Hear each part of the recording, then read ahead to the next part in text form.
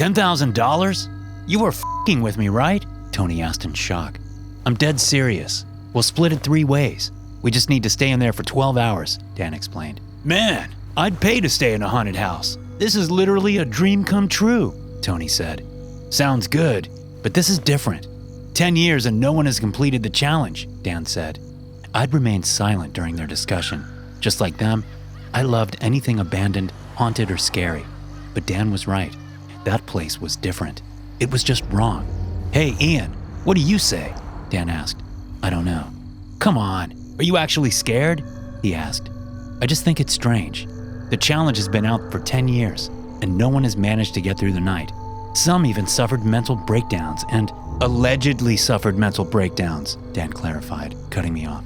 $10,000, man. Come on. Dan was a hard guy to say no to, and with the additional prize money, it was a challenge we seemed destined to take upon ourselves. The 3 of us, just barely out of high school, which literally meant that sum would literally change all our lives. At no point would the front doors be locked. We'd be free to leave at any point, forfeiting the challenge. To win, we'd have to stay inside from 6 in the evening to 6 in the morning. In theory, it sounded easy, but reality would prove to be far more complex once we set foot inside. You're the next ones? An elderly man asked as we waited in front of the main gate. He looked worn out, tired from the stress brought upon by years of an uneasy life. Yeah, we're here for the challenge, Dan said. You're just kids. Are you sure you're old enough? He asked. We're all 19. Well, Tony is still a week away. He's a slow one, Dan joked. I'm gonna need some ID, he said. A driver's license would suffice, and with a sigh, he led us towards the front door. 12 hours. These are the rules, he said. We know. It's going to be fun, Dan said. No, it won't, he said as he unlocked the door. It creaked loudly as it opened, revealing little more than a main hall covered in dust and darkness. Feel free to leave any time, but you should know that it keeps getting worse the longer you stay inside. At some point, you won't be able to leave, no matter how much you wish to. What do you mean? Tony asked. That's all I'm allowed to say. You wouldn't like it if I said more. Yeah, let's go. I want to get paid, Dan said. He nodded and led us inside. The clock struck 6 the second it locked in place, the sound echoing through the large halls. It had begun. 6 p.m. Seriously? This is the impossible challenge? Dan asked. Yeah, looks kind of lame to be honest, Tony chimed in. They were both right. Though the place looked eerie enough, it wasn't different from any other old house. Small windows letting the smallest amount of moonlight in, and dust-covered furniture from the last century. It was spooky, but that was about it.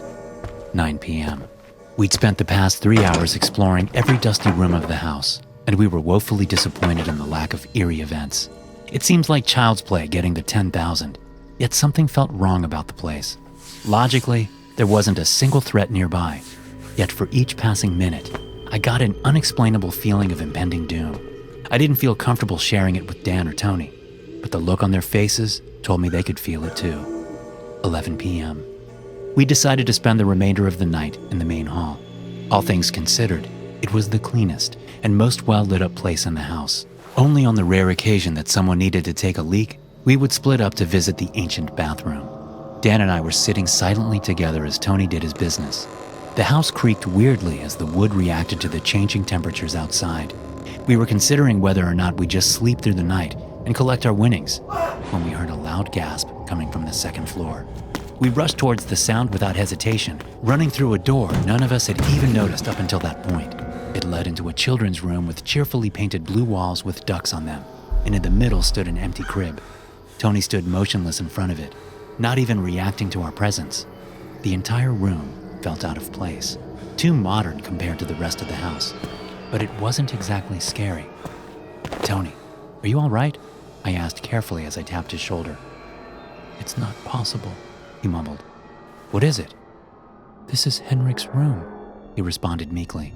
Henrik had been Tony's infant brother, one that passed away from SIDS at 6 months of age. Tony had been the one to find his lifeless body in the crib, an event he'd only mentioned to his closest friends, one that had traumatized him. That can't be. How could they know? I was cut off by the faint sound of a baby crying. Is that? All of us stood frozen in shock, as we realized the crying was coming from the crib. Dan started pulling the blankets away, desperately looking for a speaker or something planted there to scare us, but it was empty. As he knocked the crib over to check under it, the crying suddenly stopped, giving way to a twisted child's laugh. Then the door slammed shut, plunging us into total darkness. We quickly got our flashlights out, but as we scanned the room, we realized the innocent wallpaper had been replaced by cold, stone walls, and the crib had turned to little more than broken wood. The room had vanished, replaced by an empty prison. We rushed outside, retreating to the main hall.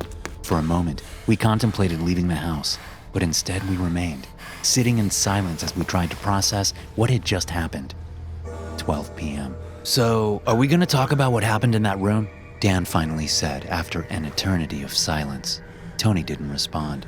He just sat motionless in a corner, staring out into the room. "It was a trick, right?" I asked. "Of course. But how did those f***ers know how to perfectly recreate that room? Who told them?" Dan asked. It was a question none of us could answer, but Dan wouldn't let it go that easily. "I'm going to check the room out, look for recording devices, speakers, and so on." I joined him, but Tony remained almost catatonic in his corner. I should have stayed with him, but a part of me believed it would help if we could confirm it was all just an illusion. Dan and I walked back up to the second floor, searching for the door that hid the nightmare, but it was gone. We inspected the wall from top to bottom, looking for any cracks in the facade, but the cracked paint and panes of wood showed no sign of hiding a door. By all means, it was as if the door never existed. As we returned to the main hall, Tony was missing too. "Did he leave?" Dan asked. "Just like that, without saying anything?" I asked back. "Come on, you saw how messed up he was." "So, what do we do?" I asked. "Money or not, we should check up on him. Let's get out of here." Neither of us would admit it, but we were relieved to finally be leaving. If Tony had already left, we'd at the very least have a valid excuse. But as we pulled on the front door, it wouldn't budge an inch. We were trapped. "Are you serious?" Dan asked, annoyed. "Let me try it," I said. As I pulled and pushed with all my force, Dan had vanished from sight. No matter how hard I tried, the door would not open. In a way, it felt as if the door was a part of the wall, a continuous part of thick wood fused together. By the time I'd finally given up, Dan returned with an axe. "Where the hell did you get that?" "There's a small crawl space under the stairs. Stand back," he ordered. With that, he hit the door with the axe. Splinters of wood shot out in every direction, and after half a dozen hits, he'd gotten through. "What the hell?" Behind the door, we found little more than a solid brick wall. "We're trapped?" I asked. Without responding, Dan just moved over to one of the windows, pulled the curtains apart, and froze in place. Behind the curtains, we just found more bricks. In the few hours we'd spent inside, someone had boarded up every single door and window in the house.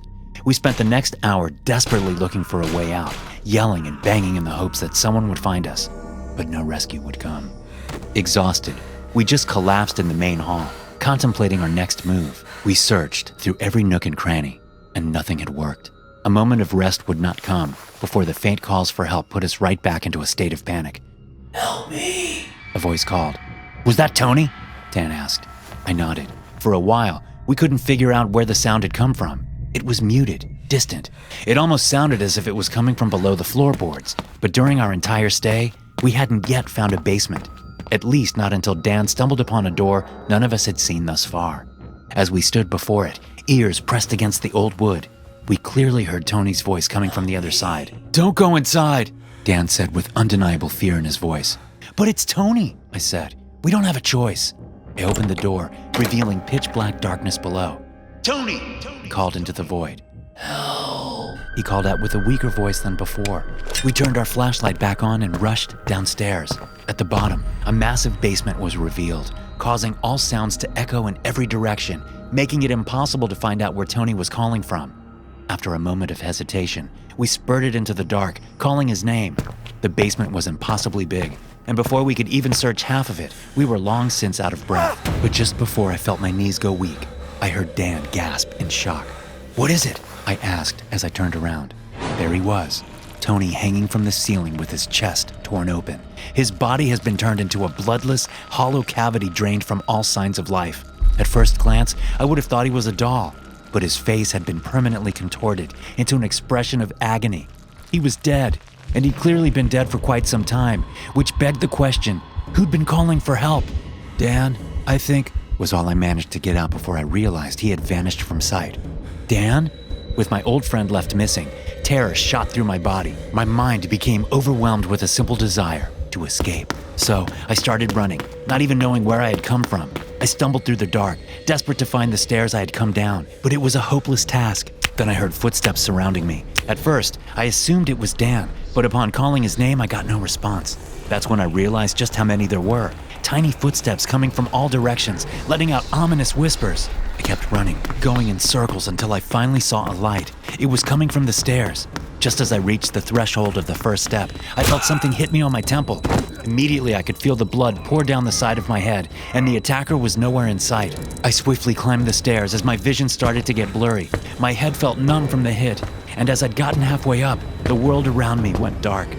As I finally awoke from my slumber, I found myself being carried away. Above me hung a perfect night sky with just a hint of orange on the horizon, making the beginning of a new day. 2 paramedics were lifting me onto a stretcher, trying to talk to me, but I was too disoriented from the hit. According to witnesses, I'd stumbled out onto the street in a hazy state. They'd all assumed I was drunk until they saw the gash on my head. The police searched the haunted house, but could find no trace of Tony or Dan. They were just gone, as was the man who'd let us inside in the first place. To this day, no one knows what happened to Dan and Tony. And the few people I've told this story to all recommend that I seek out a therapist. But I know the truth. I just don't know how or why it all happened. Thanks for watching. Be sure to subscribe and smash that like button to get notified every time I upload a new video. You can also check out some more of my animated horror stories right here.